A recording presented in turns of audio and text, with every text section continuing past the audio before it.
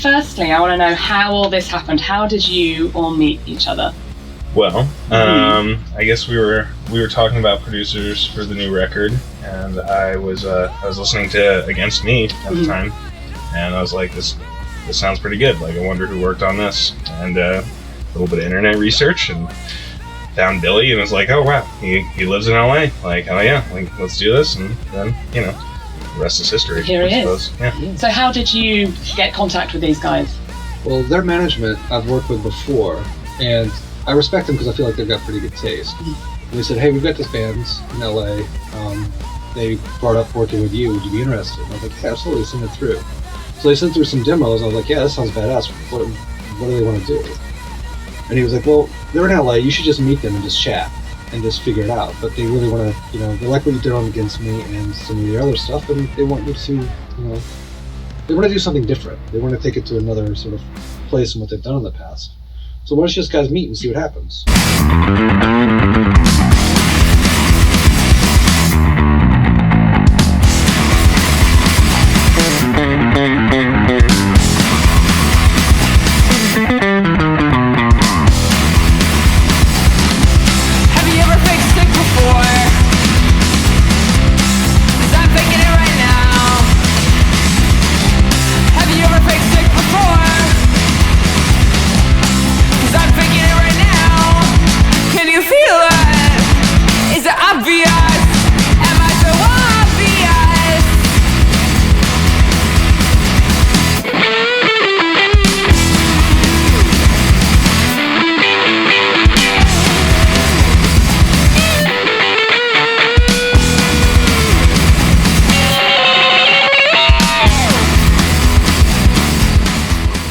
Came to the studio and we hung out for an afternoon and had a survive, and it was cool. And I respect anybody that comes in that's got a certain level of musicianship, which is kind of rare these days to have a band where everybody in the band is an extraordinary musician.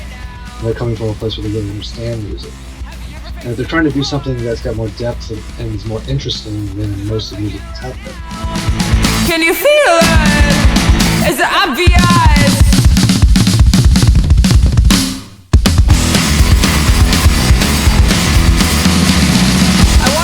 So immediately from the demos, I just go like, yeah, the lyrics are amazing.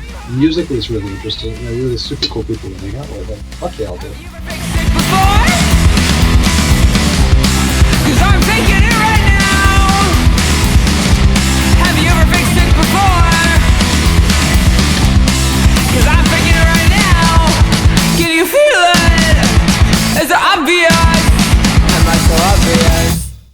So what did you talk about on that first meeting? What was the kind of common ground? What were the touchstones that you were bringing up? Robin Williams, first and foremost, one of them.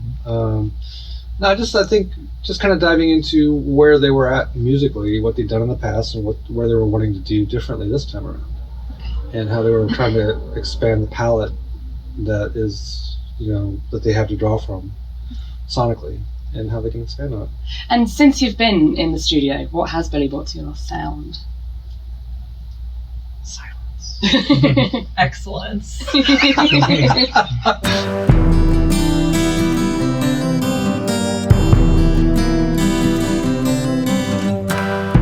I've got new red pants, got them from a stranger, yeah. I look so attractive that it could kill you. It could kill me too. He's been really helpful in having ideas for new textures to bring into stuff, and also he has an amazing guitar collection. So one thing that's really specific is a guitar that is Nashville tuning, which is behind you actually, which is something we've never experimented with before. So definitely just like ideas for new textures and new sonic elements that help differentiate the songs from work we've done in the past. What is Nashville tuning? Nashville tuning, here, you can check it out. Which one, this one here? Yeah, that's it.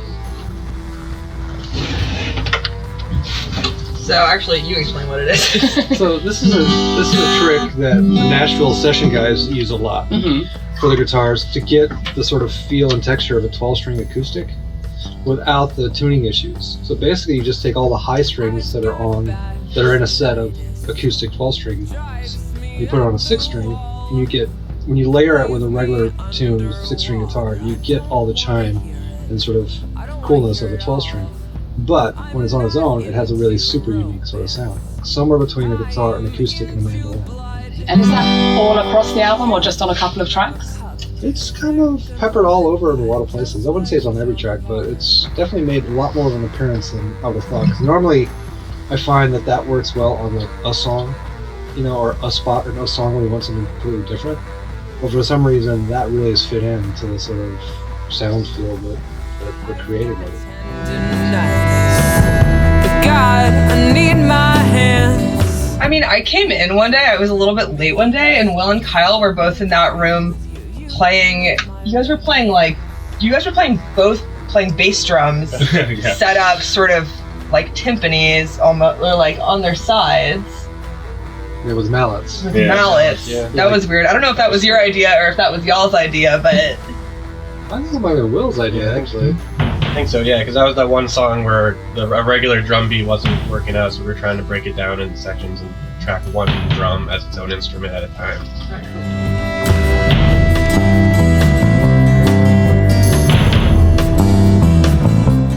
Yeah, I would say like that's one thing that's been really fun about the process is like somebody will come up with an idea like, oh, I kind of hear like an orchestral drum in this section, and then somebody else will be like, oh, what we should do is like we should, Kyle and I should go in and both have, orchestral drums, and we'll hit them together, and then I'll come up with an idea of miking it or recording it in a way that's kind of cool and interesting. But it's sort of like one small idea sort of snowballs into, a much larger sort of bizarre sort of concept.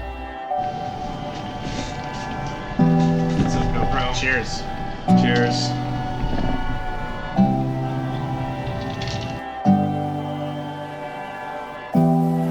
Ate the words inside my head, spat them up into a cup.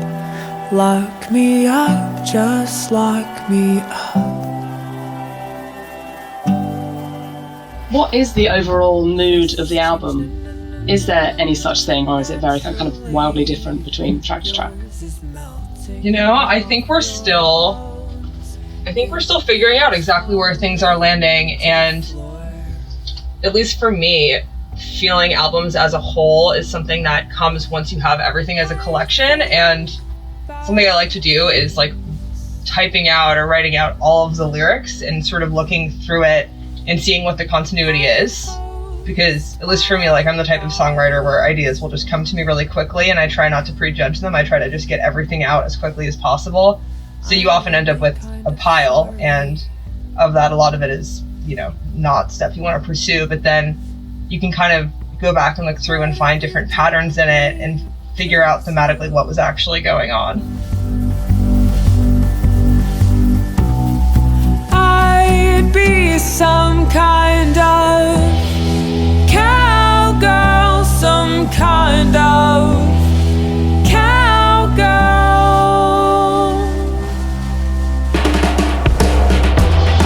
I am crawling underground. Wish that you could meet me there. Okay, and what has been the biggest challenge of these sessions, and how have you overcome it?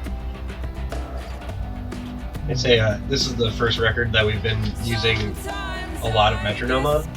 For me, of course, it'll be a bit of a struggle, and mostly the struggle is kind of how to play in locked with a metronome, but also make it feel that you're not just playing to a metronome.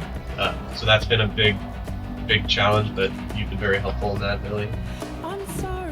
Sounded pretty good. Yeah, I think for me, like the biggest challenge is, and one thing I really like about making specific types of records is not really knowing exactly what you're going for. And going in and going, okay, we have songs, and at the very least, like Leah said, it's like we can record a 3-piece version of the song, which would be badass and would sound awesome. But what can we do differently? And what can we, at what point, how far can we go with it and still have to be something that's really cool and interesting? And that sort of exploration to me is the biggest challenge, because you don't really know what you're going for. It's really easy when you go like, okay, this is the guitar sound, bass sound, drum sound. Okay, play it. You guys all played it great, perfectly. We're moving on. But when you're going like, well, okay, well, can we change the drum part? Can we change the tempo? Can we change the structure of it? Can we change the instrumentation of it? What if you don't play this, what if you play that instead? You know, if you slow it down or speed it up. Like, getting into the unknown of what the song could possibly be and exploring all these different avenues, so you go like, oh, this really makes us excited. To me, that's the biggest challenge, because it's like, you know, there's an infinite number of ways it could go, and you get something where everybody in the room's like, this is really fucking cool, is, you know, that's when you go like, yeah, alright, this is good. Best things.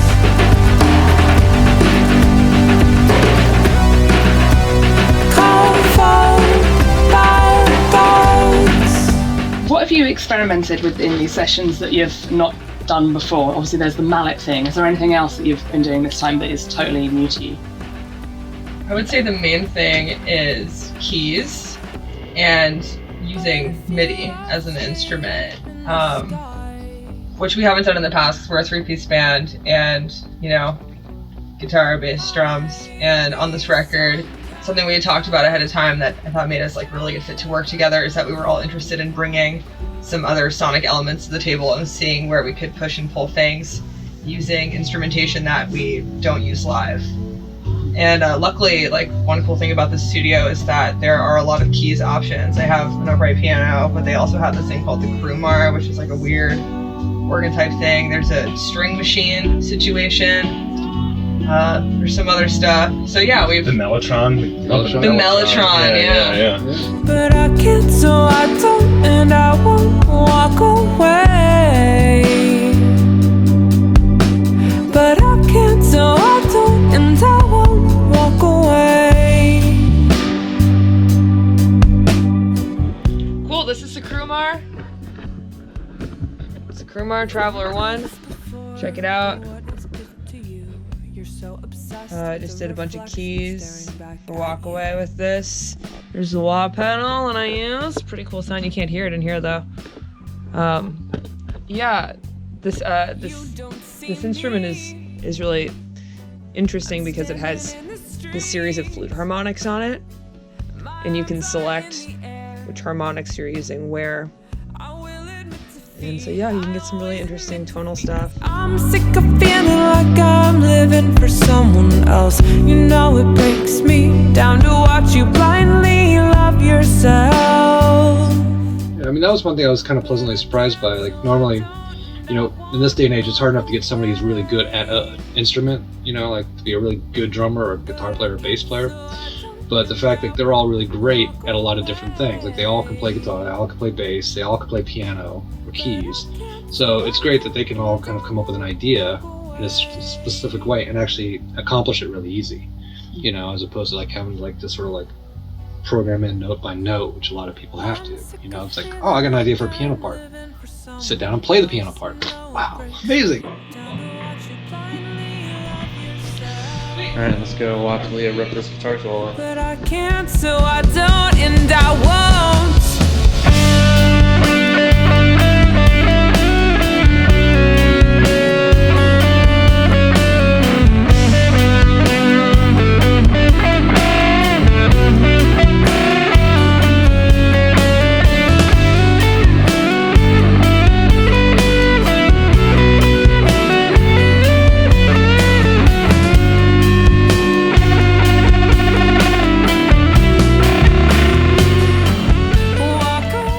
You mentioned earlier that there are a lot of guitars as well from your collection. How many guitars are we talking here? I don't know, there's a lot. I remember. Yeah, they've kind of come and gone with like, depending on like what day we're working with. I mean, I personally brought, I guess, 3 electrics, classical, and acoustic. So I guess I brought 5. Yeah, well, I don't know, probably 12 or 15 or something like that. A few. Let's go to the studio.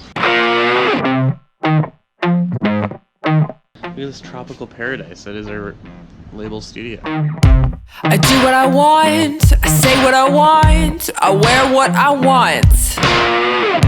I'm walking away, you know I don't mind, I chill by myself, you know I'm flying high, I'm way up in the... Yeah, Studio Dogs. The inspiration for all the music we make. 'Cause I can't see everything. And here we are.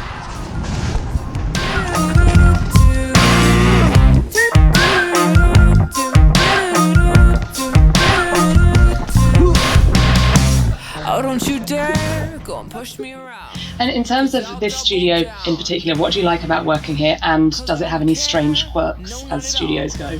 And I never fall. It definitely has a couple of strange quirks. Mm-hmm. One quirk is that there's no isolation from the front room there where we have all the guitar amps in the street.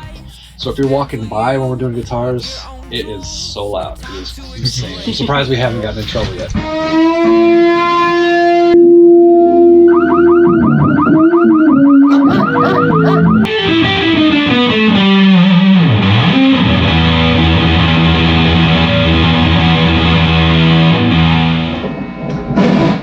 Holy fuck.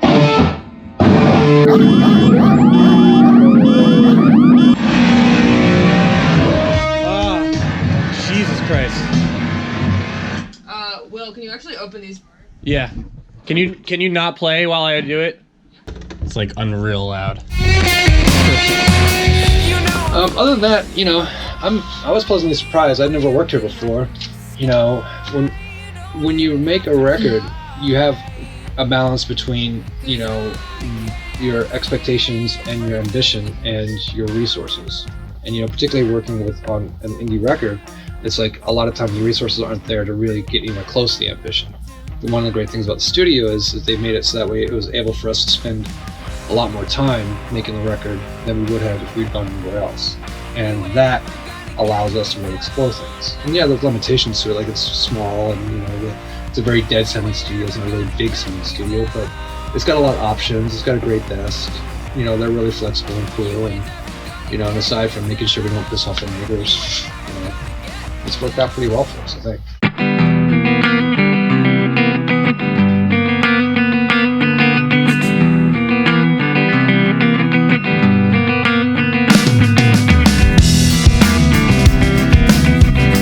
My notebooks are like.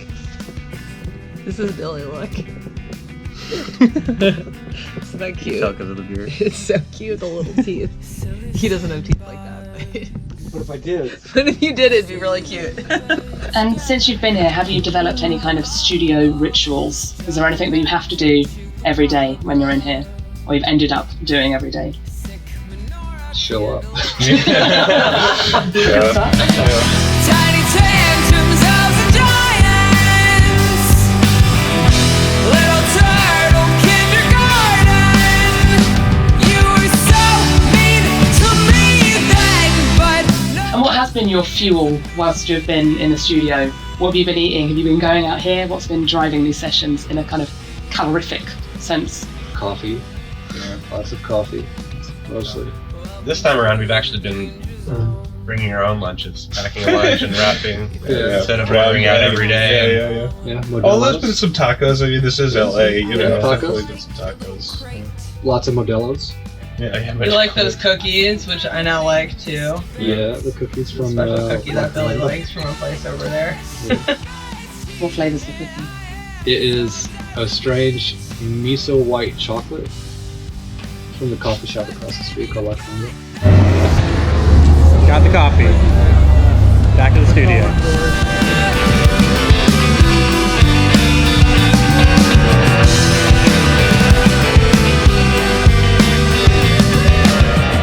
And a question for you, which band that you've worked with previously did these guys remind you of the most? Ooh, yeah, that's a good question. I'd have to say that they're actually kind of unique in the sort of scheme of things, because I can't say that I've come across a band where every player is equally strong. Normally there's one player or one musician or the songwriter who's like, head and shoulders above everybody else in their ability. And there's usually somebody who's like way kind of behind that they're all kind of pulling along. And the one thing that I thought was really unique about this band was like everybody is really extraordinary, and their ability to discuss music and understand music and to hear it is, it's all equal. So to me, I think that they kind of stands on their own in that regard.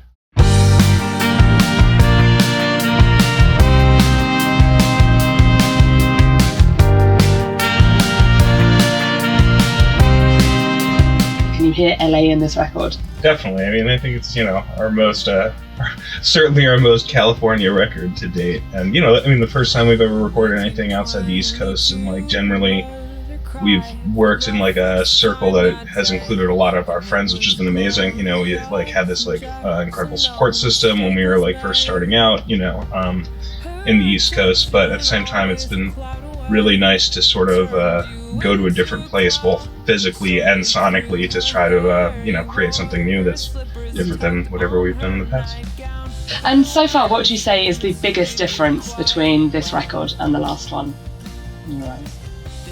I mean, I feel like the last records we've all done have all been like documenting who we are as a band at that time, and like documenting the way we play the songs live, you know, because they've been such live records on material that we had been touring maybe for years by the time we actually got around to recording it. And this time we have the ability to sort of concentrate on making a record and not just sort of making a document of the band that we are.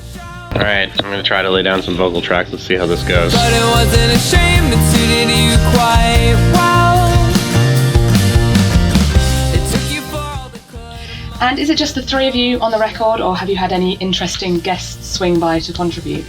So far, it's just been the three of us. However, yesterday, Kyle. Yeah, it looks like we're gonna have an awesome guest spot from Mark Pender, who plays horns for Bruce Springsteen and on the Conan O'Brien show.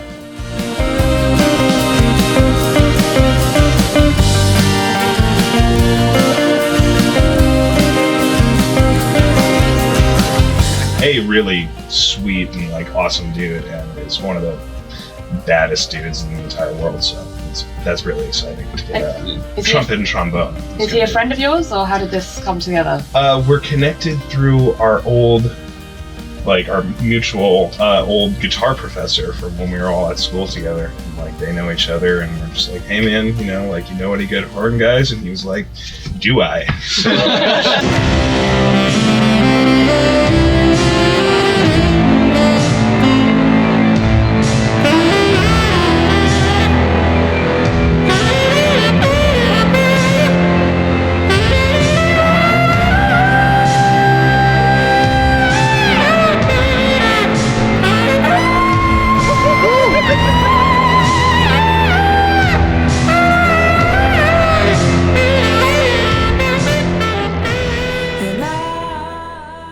And what have been the main musical touchstones for you guys? So when you kind of got together and you started talking about what you wanted the record to sound like, were there any kind of other bands that you were referencing, other albums, other sounds that you wanted to collaborate together with?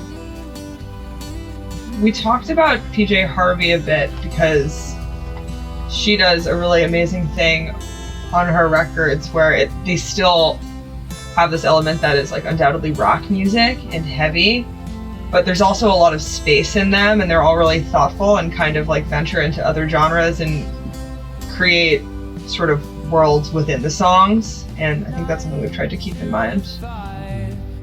And lyrically, are there any themes running through the songs? Is there anything linking them in terms of what the songs are about? So in doing that process where I type out lyrics and see like what is what, there are certain batches of songs that I identify as being like either written in a similar period of time or written maybe from a specific perspective or like vein of my brain or something. Not all of them though. It's definitely not a concept record like straight through or anything. But yeah, that's been an interesting thing that I'm sort of still in the process of thinking about, which is like how do each of these songs connect to each other and which songs connect where.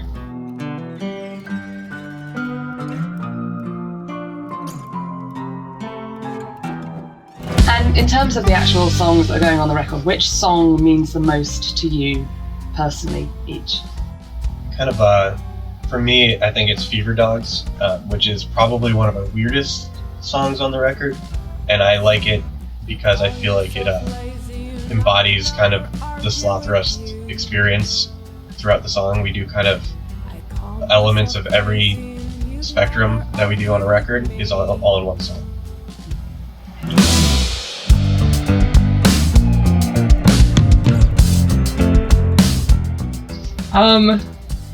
I don't have one. I think that, like, you know, once I go back and listen through more, it might jump out at me. But right now, I sort of have the songs in different boxes in a particular way.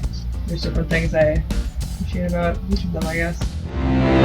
You're on my mind again. On My Mind is one of my favorites. We'll like see if this one ultimately makes the cut, but it's like really like it's probably the most far out and different thing than anything we've ever done before. So like I'm excited to see what place it ultimately ends up. And it's definitely something we're still like working on and pulling together, but it's like a pretty serious departure from like every other Slothrust song. So I'm excited to see what happens.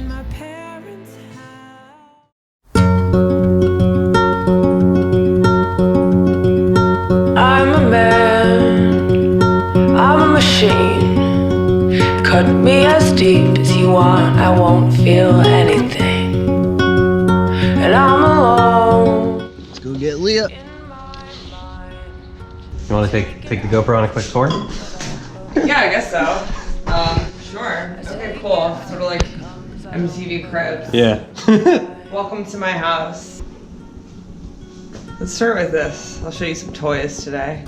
This is this brand called Stife that Charlotte and I really like, and they make toys, and this was hers when she was younger. They're like these weird collectible toys from Germany.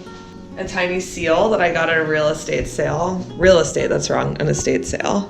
Here's another, it's a mole. Tree down by myself. It was like, Ooh, this one special. That's pretty creepy. To living with somebody else. but here's a pair of socks from Dangerbird that I'm gonna put on my feet. It's my piano. This is a soft piece of velvet cloth that I also got from an estate sale. If you've noticed a pattern here, it's because the pattern is that I really like estate sales. Snake eyes every time, it comes as no surprise. Our first record. Every time it comes as no surprise. And so far, what are you proudest of that you've achieved over the past few weeks in here? Well, I mean, I would say that I'm proud that we've been able to really explore sonically where the songs can go, and that they've had the patience and the open-mindedness to kind of go like, well, we normally do it this way live, but be willing to try it somewhere in a completely different way or form, and stumble across some things which end up being, you know, rather interesting. Sometimes you go too far and you have to bring it back a little bit, but, you know, it's like, to me, the thing I'm proudest of is the fact that I feel like their expectations of what the band is have grown, and what they can do have grown, you know, and allowed them to sort of expand on what it is, the type of music that they make within the framework of the band. I think we all approached this with a pretty flexible attitude. Because we have spent a lot of time touring and playing together, we feel pretty confident that we can, at the very least, play the track and get it to that point. And then beyond that, I think we all tried to be really open-minded with the types of textures we use and what type of performances, and yeah, going with the flow.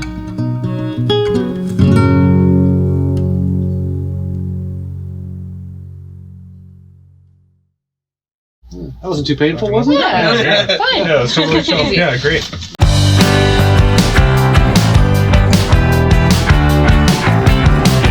We burn through like 160 gigabytes of footage a day, easy. So, Yeah. Fucking better like this shit. not us. But hey, I would sit on your birthday cake. I'll take what I can take, and you can Alright, get guys. what you get. What's up, GoPro family? Fucking We're hanging out of the studio.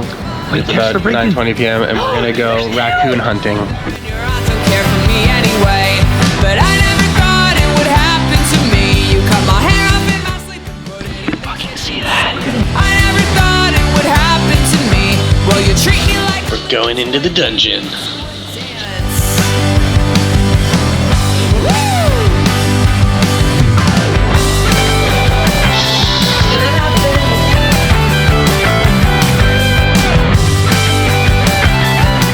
Welcome to the Dangerbird warehouse. That's cool though. The Silver Sun pickups. Yeah, they have the box set right there. Comes with a t-shirt. It's pretty cool.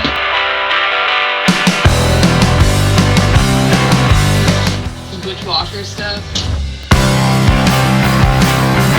If you want to, we can make a pact. Cool. Well, we're gonna save a little battery and space for us being idiots later. You don't have to make excuses to a camera. But until next time. Yeah. Do what you want. Have a good night. Bye. Also.